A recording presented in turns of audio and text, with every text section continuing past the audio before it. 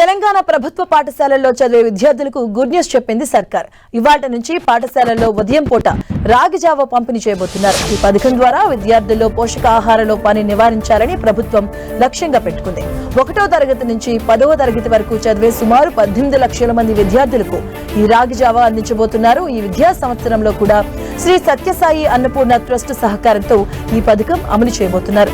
రాగి జావ తయారీకి అవసరమైన రాగి పౌడర్, బెల్లం పౌడర్ ను ఈ ట్రస్ట్ పాఠశాలకు సరఫరా చేస్తుంది. ఈ పథకం కోసం ఏటా సుమారు 35 కోట్ల నిధులు అవసరమని అంచనా వేశారు. ఇందులో 60% ఖర్చును శ్రీ సత్యసాయి అన్నపూర్ణ ట్రస్ట్ భరిస్తూ ఉండగా మిగిలిన మొత్తాన్ని ప్రభుత్వం అందిస్తుంది. ఈ పథకం ద్వారా విద్యార్థులకు పోషకాహార విలువలు ఉన్న ఆహారం అందించి వారి ఆరోగ్యాన్ని మెరుగుపరచడం ప్రభుత్వ ప్రధాన ఉద్దేశ్యం. ఇప్పటికే రాష్ట్ర వ్యాప్తంగా 25,000 బడుల్లో పీఎం పోషణ్ కింద మధ్యాహ్న భోజనం అందిస్తున్నారు. దీనితో పాటుగా వారంలో 3 రోజులు కోడిగుడ్డు, మరో 3 రోజులు రాగి జావ ఇస్తున్నారు. దీనిపై విద్యార్థులు, వారి తల్లిదండ్రులు హర్షం వ్యక్తం చేస్తున్నారు.